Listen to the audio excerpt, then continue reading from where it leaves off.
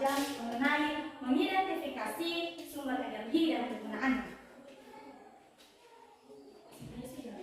Nah, untuk anak-anak kami, pembelajaran kita pada pagi hari ini yaitu mengenai mengidentifikasi sumber energi dan kegunaannya. Untuk semuanya, silakan perhatikan gambar di atas ini. Yang pertama sekali, kita dulu harus mengerti apa itu yang disebut dengan energi. Energi ini tidak bisa kita lihat, namun kita bisa merasakannya. Nah, macam-macam energi yang kita bahas pada pagi hari ini yaitu ada 3. Yang pertama, energi matahari, kedua energi angin, dan ketiga energi air. Nah, pertama sekali kita akan membahas mengenai energi matahari. Energi matahari ini merupakan energi yang dihasilkan dari pancaran sinar matahari sebagai salah satu sumber energi yang paling besar di muka bumi ini. Nah, energi matahari ini ada beberapa manfaatnya. Ada manfaatnya bagi manusia, bagi hewan, dan juga tumbuhan. Yang pertama sekali, yaitu manfaat energi bagi manusia. Nah, jika kita mempunyai cucian di rumah, jika sedang ada sinar matahari di luar, maka baju kita itu akan mengalami kering. Kemudian membuat air panas. Dan ketiga yaitu menguatkan tulang karena sinar matahari itu mengandung vitamin D. Nah, pada hewan ada juga manfaatnya. Apa saja itu? Yang pertama yaitu misalnya ular. Jika terdapat sinar matahari, maka ular akan mengalami yang dinamakan, ya benar sekali, kemudian mengeringkan tubuh. Mengeringkan tubuh ini terjadi pada binatang buaya. Setelah itu menyehatkan tubuh hewan. Nah, pada tumbuhan, apa saja manfaatnya? Nah, manfaatnya bagi tumbuhan yaitu untuk melakukan fotosintesis, kemudian mempercepat tumbuh-tumbuhan. Bagaimana, mengerti? Mengerti. Nah, sekarang kita masuk pada contoh yang kedua, yaitu energi angin. Nah, benar.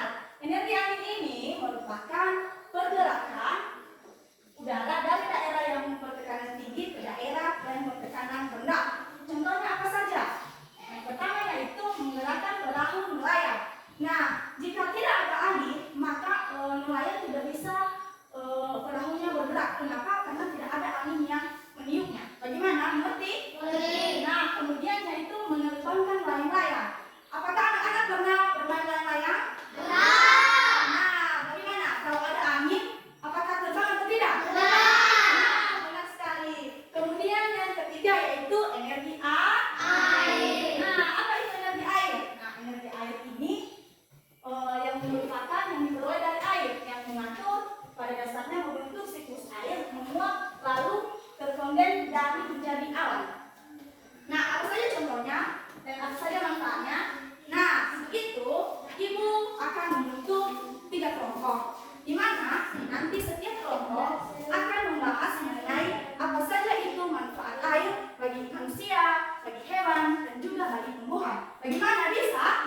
Nah, silakan membentuk kelompok 1, 2, dan kelompok 3. Silakan dibentuk. Akan dikerjakan apa saja itu manfaat air bagi manusia, tumbuhan, dan hewan.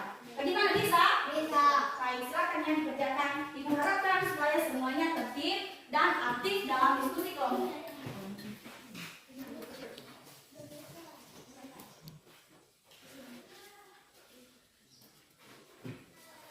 Bagaimana anak-anak semuanya? Sudah siap? Sudah.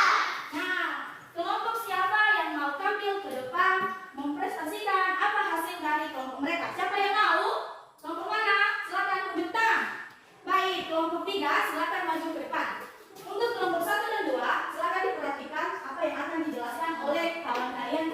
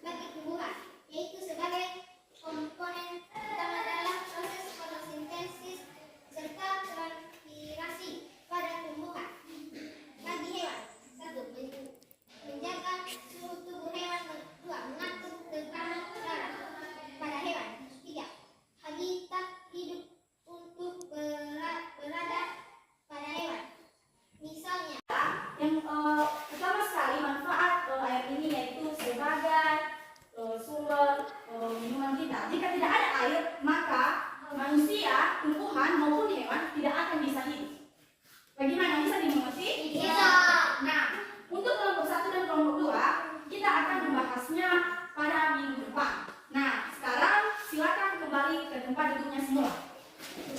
Nah, Ibu sekarang mau bertanya untuk anak kami, mengingat dari pembelajaran kita, tadi kita telah belajar mengenai sumber energi. Sumber energi itu yang kita bahas ada 3. Siapa yang tahu? Angkat tangan. Nah, berdiri. Energi air, Nah, siapa lagi? energi matahari, Siapa lagi? energi angin. Nah, benar sekali. Anak-anak kami semua, pembelajaran kita pada pagi hari ini telah kita bahas yaitu mengenai energi air, matahari, dan angin. Nah, mengingat waktu, siapa anak-anak kami yang bisa mengambil kesimpulan dari pembelajaran kita pada pagi hari ini? Saya. Oke, silakan berdiri. Sumber energi terdapat 3 yaitu energi matahari dapat mengeringkan baju membuat air menjadi panas. Bulan dapat berbagi kulit tumbuhan dan berfotosintesis. 2. Energi angin dapat menempatkan layang-layang membantu tumbuhan tumbuhan dan memberikan kesejukan. Nah, benar sekali. Nah, satu orang lagi siapa yang bisa? Silakan berdiri. 3. Energi air dapat diminum oleh manusia dan hewan dan sebagai komponen utama adalah proses fotosintesis serta transposisi pada tumbuhan. Nah, benar sekali untuk anak kami. Jadi biar Ibu ambil kesimpulan dari pembelajaran kita. Yang pertama yaitu tadi kita belajar mengenai sumber energi.